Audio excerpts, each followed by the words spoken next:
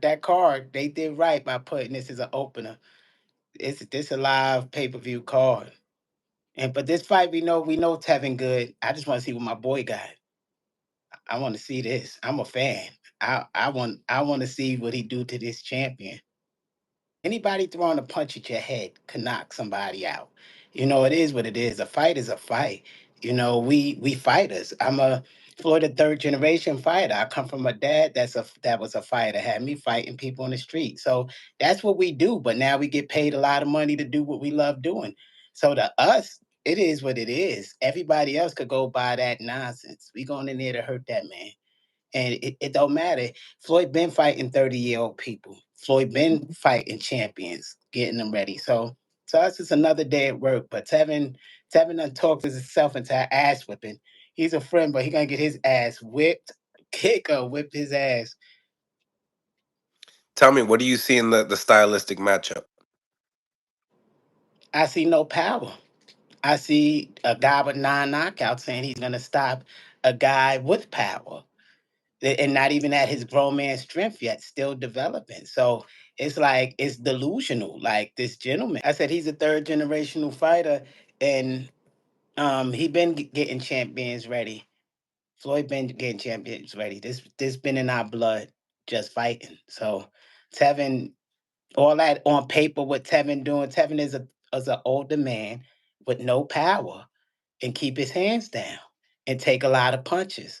So that's the fact of the matter. Was really the truth, and has a tick, has Tourette's, have a tick. So I know he's talented, he's gifted, but can his body withstand the pressure and the power Floyd gonna put on him?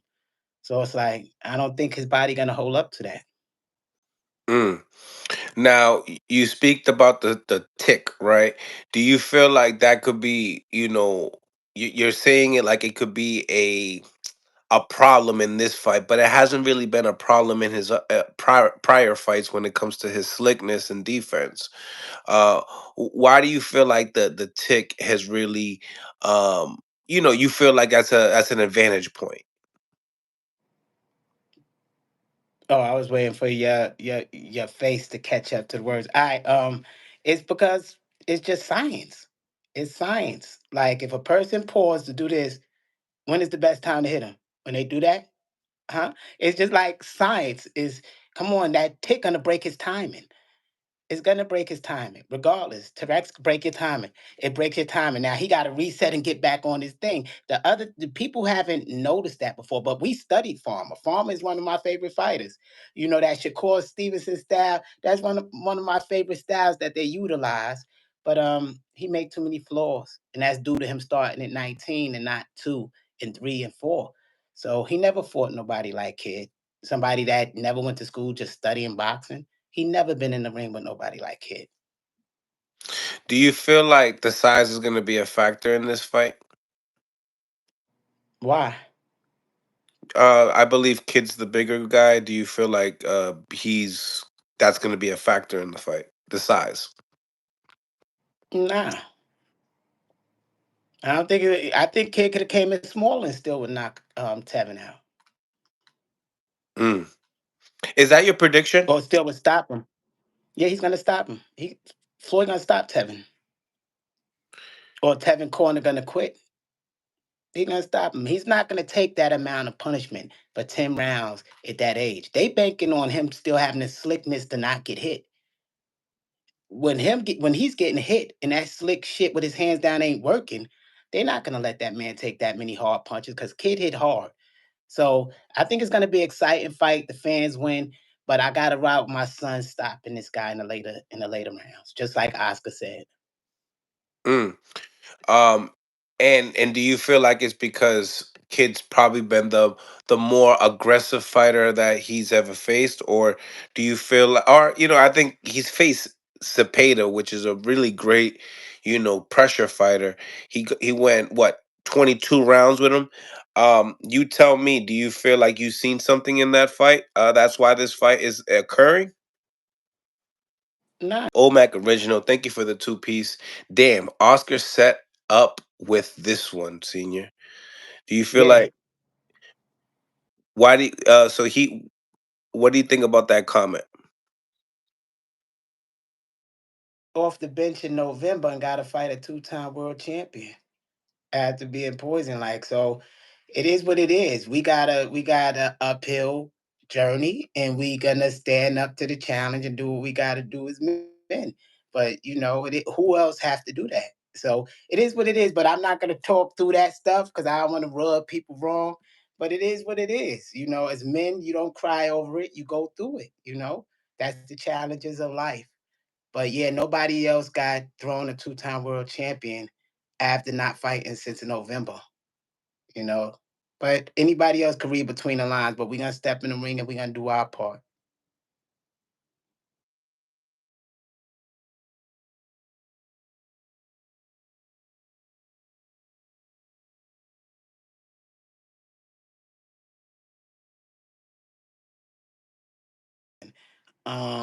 So then they said, yo, take Farmer.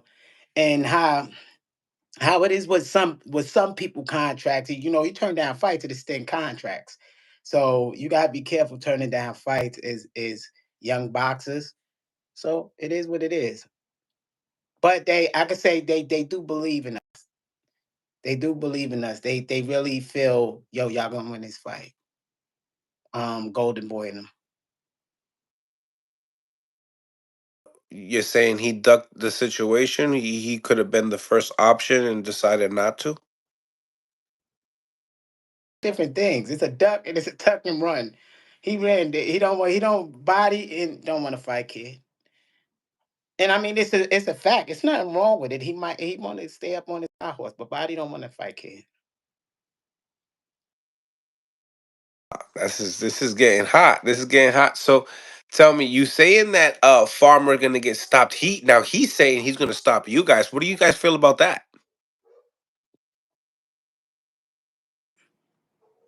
Right. Who got the better odds of stopping who?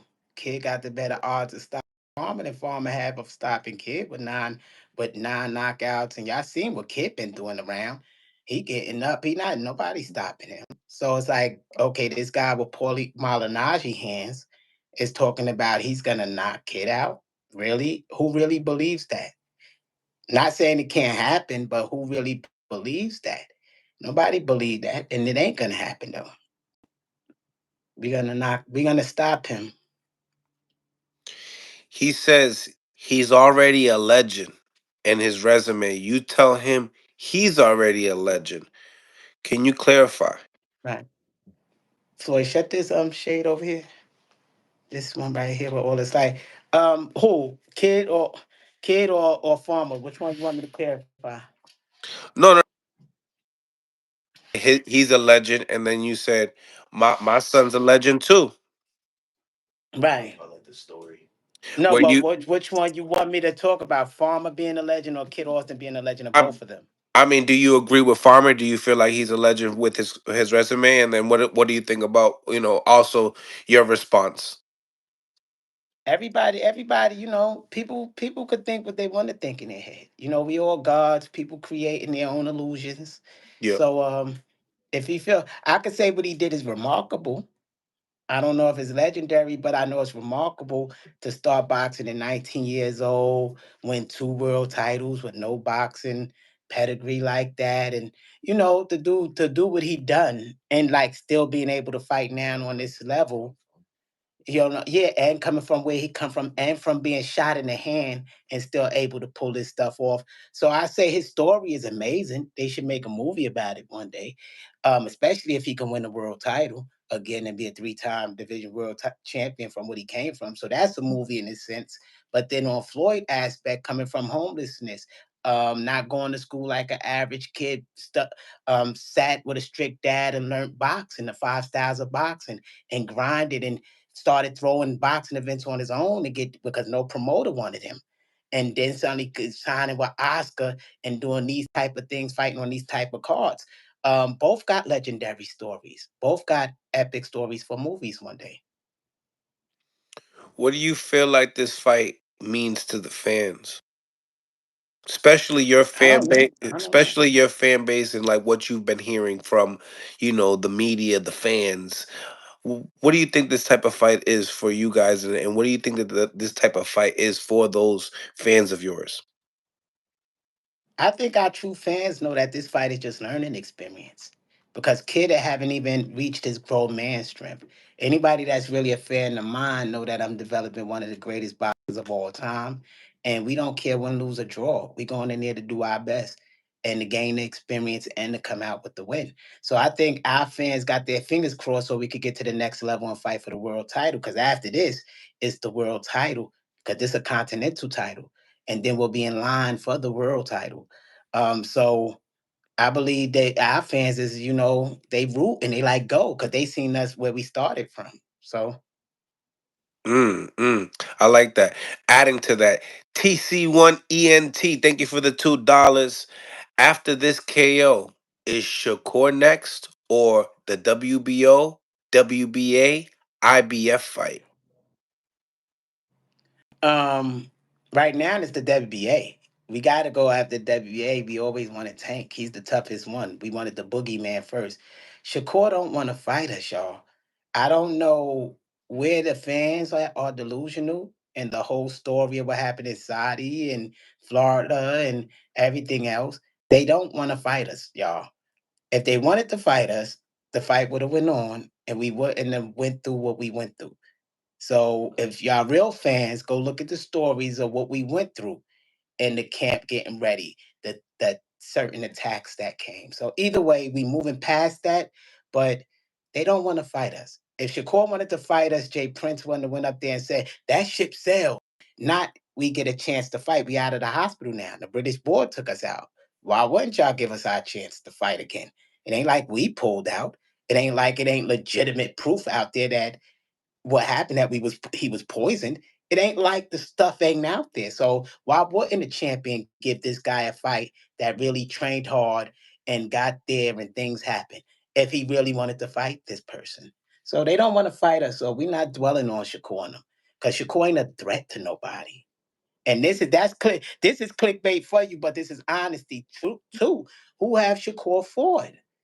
And I'm talking about I want his fans that's out there, all them hard. Give me three A-level fighters or two A-level fighters, Shakur Ford. How was Shakur great? Look at his whole resume.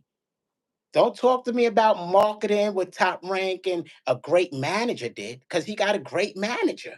And that's what's making that will run.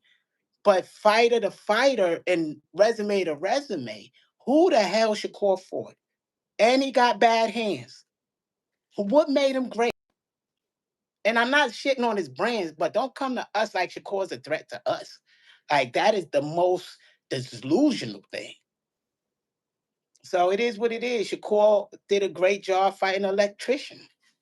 I mean, and look at the other people he fought. Come on, get the hell out of here. People bugging. Next question. I just had to vent that out. All these people. Well, you duck Shakur. Duck Shakur. How you duck Shakur if you in the hospital first day in ICU? And then second they transferred to another room. The British board took the license and said y'all can't fight out here. So that ain't a duck for some weirdos out there. So it is what it is. And Shakur is not. His manager said they're not fighting us, but we could fight Mason. That being said, uh, he has the opportunity to get the WBO belt now that Keyshawn Davis is possibly moving up and lost it through the scales. Um, Tell me, do you feel like that fight could possibly be next? And what do you think about, that situation itself? I mean, it didn't play out with the negotiations the first time. Could that be the case now? I feel they got a great manager. And Jay Prince is brilliant. That's all I gotta say. He's brilliant. How they move in Mason, how they craft their fighters and move them. Um, I can't say without earning it, but but yo, let me ask you a question. I'm just got this question. How did he move up to number two fighting number 167? How did he jump up five spots? Fighting number, and I'm talking about Abdullah Mason. His last opponent was number 167. How you jump forward 5 slots to be in line for a title that y'all knew was going to be vacant? Because Keyshawn said it out of his mouth. He said Abdullah said when I stepped to him, didn't Top Rank give you the approval to move up to 140? I posted the video ourselves, so this was behind the scenes that Top Rank already told him Keyshawn moving up. This was all show Keyshawn pressing up on Abdullah. All of that was they said it out of their own mouth, but the people don't even see this shit. And then you duck and Mason, no, these people is on scripts over there. We don't want to be on scripts. We boxers. We want to fight, earn it like real boxers do. I'm trying to get some blood. Right. If you bleed in there, real boxing, though, that's acting over there. They got a great manager, and he's one of the best. And he's helping his fighters make money, real money, and avoid a lot of other shit like fighting. And they got it on lock. That's the politics of boxing. But none of them dudes are threats. We shared the ring with Mason already. They not threats. None of them. None of them is like that, man. And the fans can believe what they want. We've been in the ring with them. We've been in the gyms with them. And they know. They know. But anyway, that's enough of that topic.